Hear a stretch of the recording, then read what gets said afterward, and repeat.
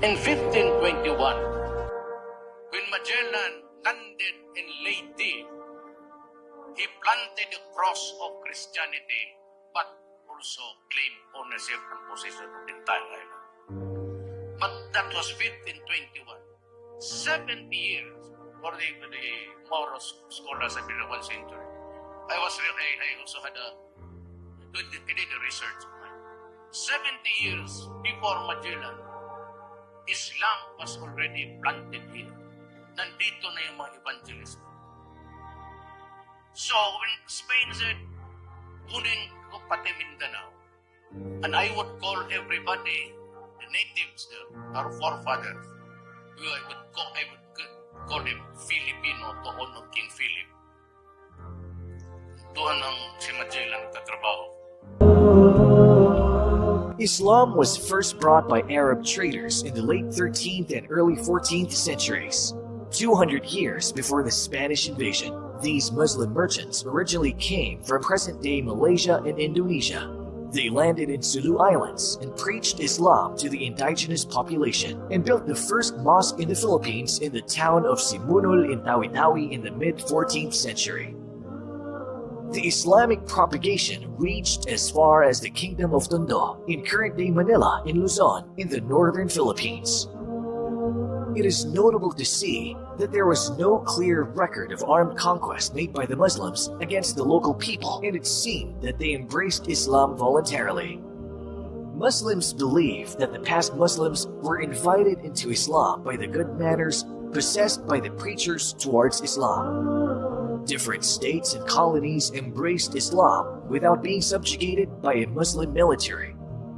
As time went on, the Muslims prospered under these Muslim states, which had trade relations with nearby islands and even far-off countries like India and China. By that time, the Philippines does not exist yet as a country, rather as a group of islands where different sultanates rule over different lands, where many of these are Muslim governments.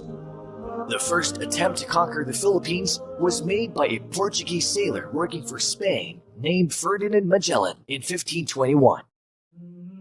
He is also known for leading the fleet of ships that is first to circumnavigate the world. He was able to convert some people to Christianity according to historians, but he failed in Christianizing and conquering Mactan and Cebu in the central Philippines when a local Muslim chieftain, Lapu-Lapu, led a counterattack against the superior fighting force of the Spaniards, who were armored and wielded firearms.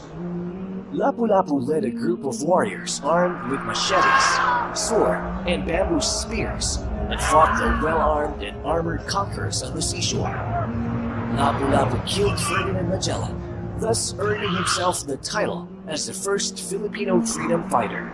Lapu-Lapu is continually remembered today by having his silhouette used by the Philippine National Police in their official seal as a sign of bravery. When the Spanish returned to the Philippines in the mid-1500s, after the failure of Ferdinand Magellan to conquer Cebu, they conquered Manila, where they encountered more Muslims under the leadership of Raja Sulaiman, whose castle stood in the area now known as Intramuros. This discovery led them to call the Filipino Muslims as Moros, which is in reference to the Moors who occupied Spain for more than 800 years, whom they have recently conquered by invading Andalus or Muslim Spain.